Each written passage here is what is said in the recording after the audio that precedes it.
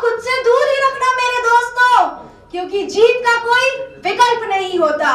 सुप्रभात, मैं Lokmanya Tilak high secondary CBSE school की छात्रा कुमारी सृष्टि गुप्ता हूँ। आज इस मंच के माध्यम से मैं उस व्यक्ति का वर्णन करने जा रही हूँ जिसके व्यक्तित्व को किसी परिचय की आवश्यकता नहीं है, पर मैं कुछ पंक्तियों उन्हें समर्पित करना चाहूंगी। जिनका भरा था रग रग में स्वाभिमान, जिनका भरा था रग रग में स्वाभिमान, जिसने भारत का जग में बढ़ाया नाम। शिकागो में जिसका भाषण देख के सारा संसार दंग था, वो भारत का एक सन्यासी नाम विवेकानंद था, नाम विवेकानंद था। मैं आज यहाँ पर आपको विवेकानंद जी के जीवन से जुड़ी कुछ बातें बताने जा रही हूँ।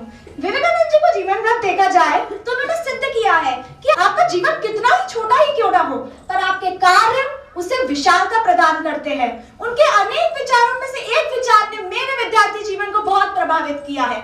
उन्होंने कहा है, तुम्हें कोई पढ़ा नहीं सकता, कोई आध्यात्मिक नहीं बना सकता। तुम्हें कोई पढ़ा नहीं सकता, कोई आध्यात्मिक नहीं बना सकता। तुम्हें सब कुछ खुद अंदर से सीखना है, क्योंकि आत्मा से अच्छा कोई शिक्षक नहीं होता। आरंभिक रूप से सोचने पे लगता है कि विवेकानंद जी ने ऐसा क्यों कहा है कि तुम्हें कोई पढ़ा नहीं सकता।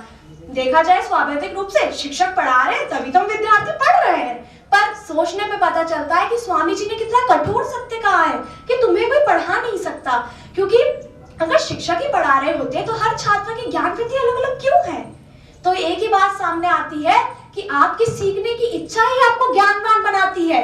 तुम्हें कोई आध्यात्मिक नहीं बना सकता, अर्थात रामायण पढ़ने से आप राम नहीं बन सकते, पर जब आप उसके भावार्थ को आत्मसात करेंगे तब आप उनके स्वरूप को जी सकेंगे, आप उनके जीवन को जी सकेंगे। इसलिए स्वामी जी कहते हैं, अपने आत्मविश्वास को मजबूत करो, आत्मचिंतन की ओर बढ़ो। आत्मा से अच्छा कोई शिक्षक नहीं होता, अर्थात ये आपकी ही मन की पतवार है। अगर सही दिशा में चल गई तो आपकी जीवन नैया सुशोभित हो जाएगी। उठो, जागो और लक्ष्य प्राप्ति तक न रुको। ऐसे महानतम विचार थे हमारे युवा पीढ़ी के प्रेरणा स्रोत स्वामी विवेकानंद जी के। हमें तो खुद पर गर्व होना चाहिए। हमने कोई ऐसी वैसी भूमि पे नहीं, भारत भूमि, वीरों की भूमि पर जन्म लिया है। हम तो उन ऋषि मुनियों की संतानें हैं जिनके संस्कृति व विचारों को तो पूरे जगत ने नमन किया है, पूरे जगत ने माना है। वासुदेव कुटुंबकम, जननी जन्मभूमिश्च गणसी, ऐसी हमारी भारत की सुशोभित विचार है, ऐसे सुशोभित विचार है। आप इतिहास उठाकर देख लीजिए, भारत जैसे युवा शक्ति, युवा पीढ़ी किसी देश के पास नहीं है। उस 23 वर्षीय बालक को देख लीजिएगा जिस पर मौत का साया मंडराया था, पर वो काम भाई वो तो भारत का युवा था, उसने डरना और भयभीत होना कहाँ सीखा था? लगाया इनकलाब का नारा था और लटक गया, खुशी खुशी वो भगत सिंह हमारा था, वो भगत सिंह हमारा था। आज की युवा पीढ़ी में भी ऐसा ही जोश देखना आना चाहिए। चंद लाइनों के साथ मैं अपनी वाणी को विराम देना चाहूंगी, जो कि मेरी मम्मी के द्वारा लिखी गई है।